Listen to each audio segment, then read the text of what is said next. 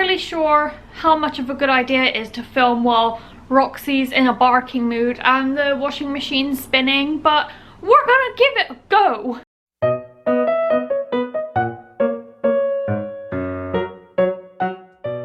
Hi friends, it is Sam, and today I want to talk about something that's been bothering me recently. Growing up, I heard rumours that members of certain bands that I liked weren't very nice people, but I still managed to listen to their music. I never went to their concerts or bought their merch. I'd just occasionally sing along if their song came on the radio or the Kerrang channel, stuff like that. But I guess this really came to a head when the whole thing about a band called Lost Prophets came to light. Lost Prophets were a band from South Wales who were very popular when I was a teenager, and I was one of those who listened to their music. I even went to the first Vans Off the Wall concert that came to the UK, and Lost Prophets headlined, and I was so excited to see them perform.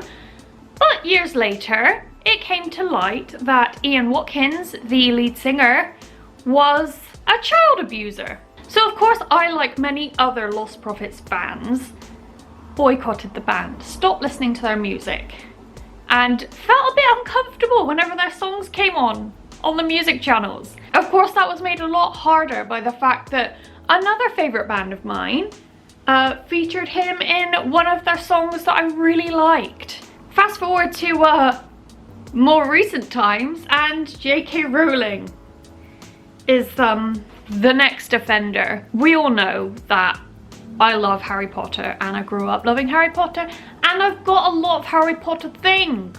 In case you don't have Twitter or you don't know this, J.K. Rowling is quite anti-trans, and I am such a cheerleader for the LGBTQIA+ community. So obviously this upset me greatly. I used to refer to her as the Queen, and now I'm like, you're just the Queen of mean. How can I still love Harry Potter? How can I still have a cardboard cutout of Draco Malfoy in my bedroom? It's so hard. I haven't picked up the books since all this Twitter stuff came out. I probably will.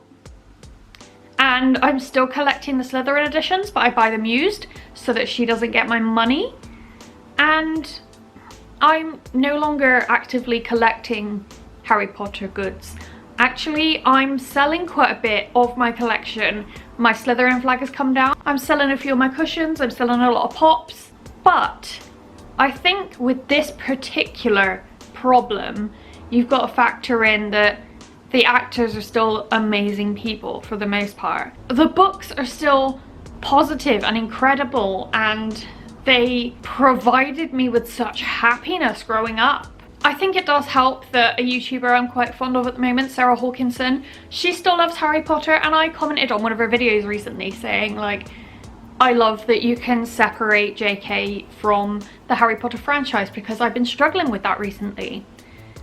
And that has really helped me to separate them a little bit. I don't think... There's some drilling now. How do we feel about that? Do we like drilling in the background of a video? So, my conclusion in this scenario is to have less Harry Potter things. Not even think about J.K. Rowling in connection to Harry Potter because it's too painful. Still enjoy the films because I love the films and I own the DVDs, and she won't profit off me watching the DVDs. For all she knows, I've stopped watching the DVDs. I think that in this case, we can still love the franchise, but strive to not give this person our money. Next up is the case of Johnny Depp. Now, I think he and his ex-wife are kind of as bad as each other.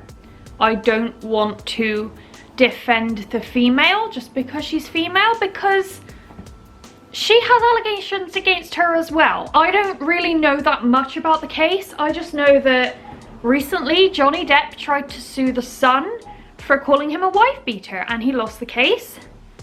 And he has since left the Fantastic Beasts franchise, which doesn't bother me at all because honestly, I don't like the Fantastic Beasts franchise that much. But I know a lot of people who love Johnny Depp's movies. I mean, I'm not wholly invested in Johnny Depp in the first place.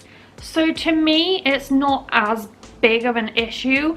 He is very unlikely going to get my money. But say one of my favorite books was made into a TV show or a film and he was asked to star in it. How would I feel about that? He'd be getting my money then because I'd want to see this show or film out of respect to one of my favorite pieces of art. The next case is very recent and probably the closest to my heart. Late last year, I discovered a film. I'd heard of it before, but for some reason I never got around to watching it, but it has since become my favorite film ever. I read the book after watching the film, not my usual way of doing things, but that's how it happened. And I loved that book too. So I thought, hey, when I love something, I make a video about it. And I made a video about it and I was so proud of it. I uploaded it, it got a copyright claim, but I didn't care. I didn't mind not getting monetized for it because I really wanted to talk about it on my channel. Then a friend of mine brought to light some allegations that had been made against one of the actors in the film. This film was Call Me By Your Name. It is an absolute masterpiece and I love it to bits. And to be honest, I don't mention this actor like more than 3 times in this video, but literally the week these allegations came out about Armie Hammer, who stars in Call Me By Your Name, I was gonna post this video. The allegations were quite serious. The allegations are still floating around, so I have shelved that video, which still upsets me because I'm still so proud of it. But a few days ago, a piece of media came out starring Gary Oldman and Armie Hammer. There is about to be a side, no, it's gone. And it seems to be getting good reception. So, because we know Armie Hammer wasn't involved in murders, are we gonna say he's kind of on Johnny Depp's level now? Where we acknowledge that he might be abusive, so we don't let him profit off us anymore. But then by posting a video about a film he's been in, he would be profiting off me because I'd be advertising a film he's in. Do you see my problem? If it's possible that these allegations are true, I shouldn't post a video promoting my favorite film of all time that stars this actor. Unfortunately, this is not the last case I want to discuss. After taking down the Call Me By Your Name video, I posted a video about a different film.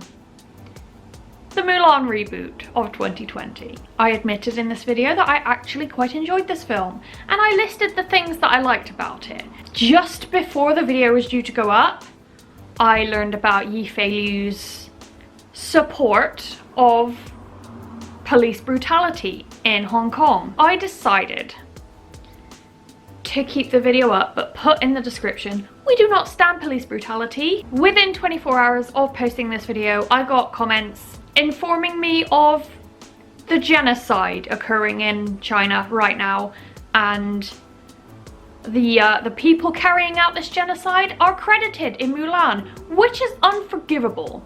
So I didn't even reply to these comments, I just took the video straight down because that's the worst thing out of everything. And okay, I didn't know about the genocide. That's my ignorance at play there. But what I'm getting at is that it's just horribly disappointing how entitled Hollywood stars are, how they think they can act however they want and get away with it, how they will stay rich whether I give them my money or not. It's just awful, it's unbelievable. So my question is, can you really separate art from artist? In terms of the Mulan creators, not really forgivable. Can I fully separate JK from Harry Potter? I don't know yet because I haven't tried. I'd like to believe that Armie Hammer's innocent and that these allegations are all lies, but until a decision is made and he's been proven guilty or not guilty, I can't support him. Rich people, actors, artists, authors, just follow the rules like everyone else. Be nice, don't hurt people, don't kill people, stop it. And then we can enjoy your art without feeling guilty.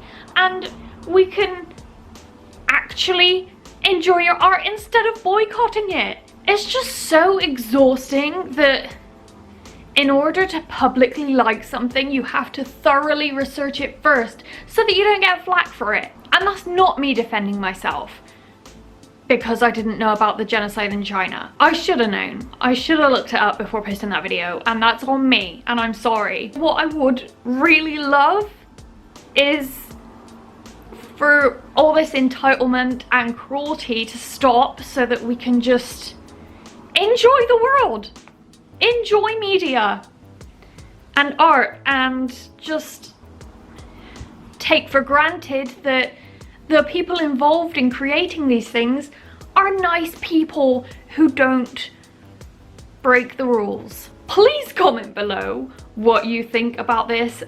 Do you have a favorite piece of media that got tainted by someone involved being an utter imbecile? Can you separate that? Do you still enjoy this piece of media? Please let me know your thoughts, because there's turmoil going on inside of me. I hope you have a lovely day in spite of my rant, and I will see you next time with another video. Bye!